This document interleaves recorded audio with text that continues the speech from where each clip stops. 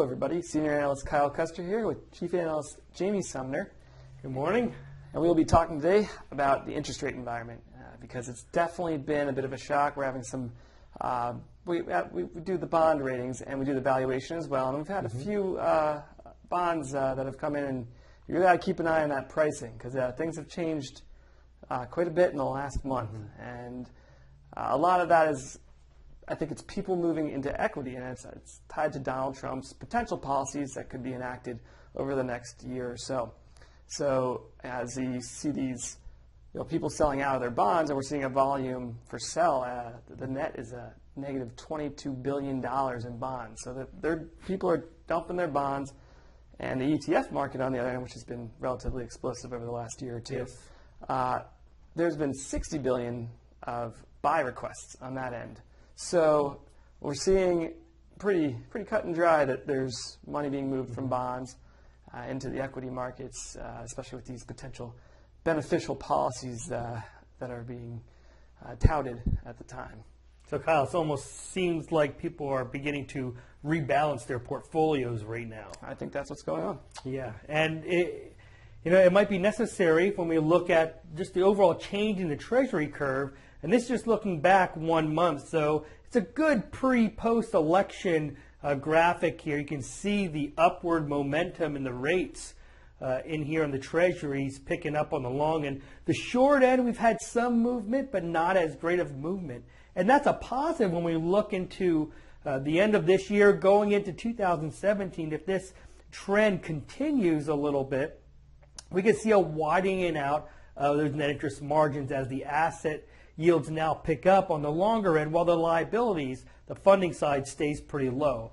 So, but what I think is even more crazy is when we look back to July, and remember when that 10-year hit that below a 139. So we've seen almost over 100 basis point pickup in here on that 10-year Treasury over the last 5 months. It's pretty significant, and we're going to see that.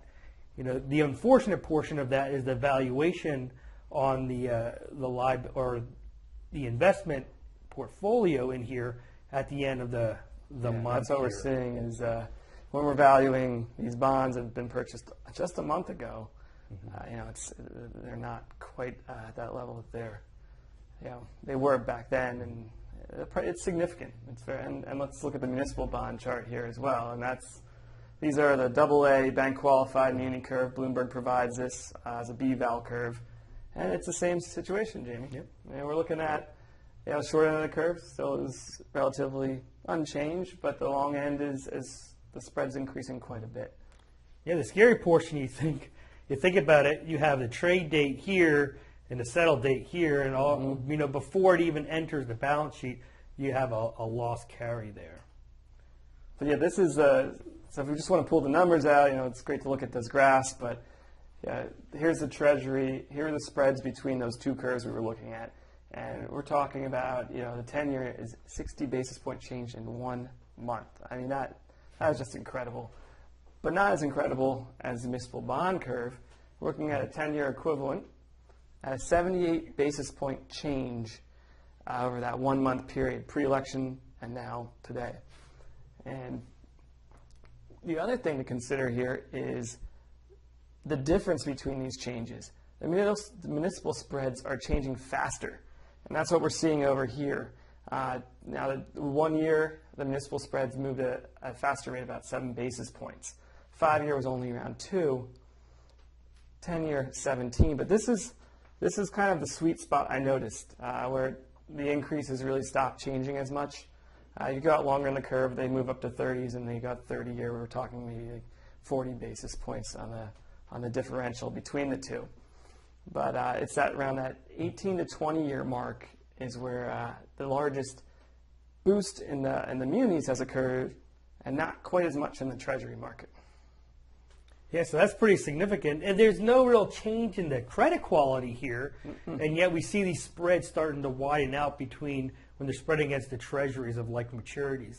So that's pretty significant. And the question obviously is how much of the change in these rates is due to just the election aftermath, and what's really sticking here that's really contingent upon our economics right now. And we'll see this play out as we move into 2017, and with Donald Trump becoming into the seat in the White House, and how his policies begin to roll out. So I think that's all we have today. Yep, we'll keep you posted on all this rate information as well, and any big changes in policy, and of course the FOMC meeting coming up soon. Very exciting stuff. Everyone have a great week. Thank you.